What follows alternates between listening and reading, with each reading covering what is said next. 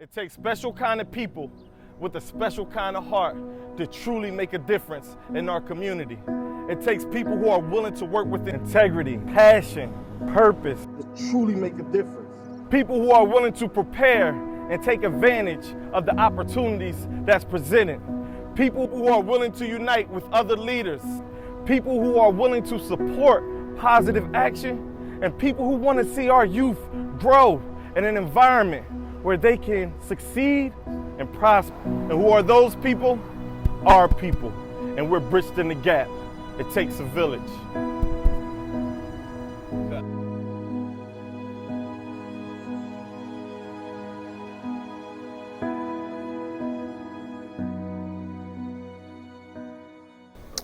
Well, you know what? What saddens me is you talk about, we go back to 2007 when I came back to Bridgeton to try to help my nephew. My nephew, Raheem Lamar Stubbs, who lost his life on December 24th, 2008. From my nephew dying, just walking in my sister Sharia's house, there's a picture of Raheem and 3 of his friends. Every young person in that picture dead. All 4 of them gone. So when you talk about the number of lives that we've lost here in the city of Bridgeton for as far as for young African-American men, it's a countless number. At this point, and I'm a grown man, I've come almost, it's become socially acceptable here. One of the things that we're seeing here too often now is I'm talking to kids and we're hearing so many young people saying, I don't got no more tears left, and they teenagers. How does that happen? We're losing a kid every 3 months. Every 3 months. And that number in itself is mind blowing.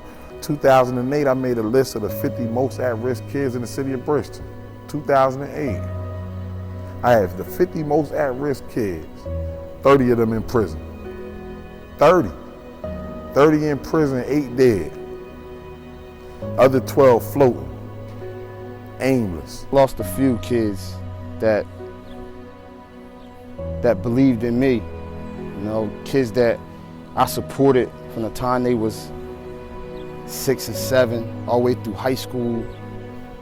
And when I got the call that this kid had got shot, man, at first I was like, all right, he's gonna be fine. Everything's gonna be all right. And I sat in my house and maybe like 10 minutes, and then I just got up. I rode to Camden, and from the time I got in the car to the time I got to Camden, I prayed. I ain't never been somebody who prayed like that. I didn't cry. The whole ride, all I did was pray. And I was there for like 4 hours, man. And they came down and said that he was gone, man. That broke my heart. I don't think I cried like that ever.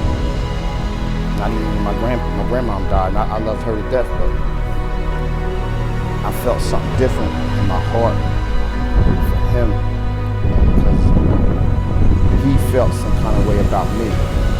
And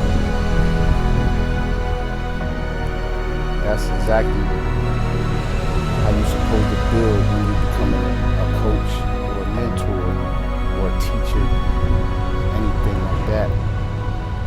And that's just something that's gonna live with me forever now, because all I have is the memory of him and cutting his hair. And the last time I spoke to him, I had just got done cutting his hair like 3 days before he died. And we had our usual talking while he's sitting in the barber chair, and you know, right before he left, he got up, shook my hand.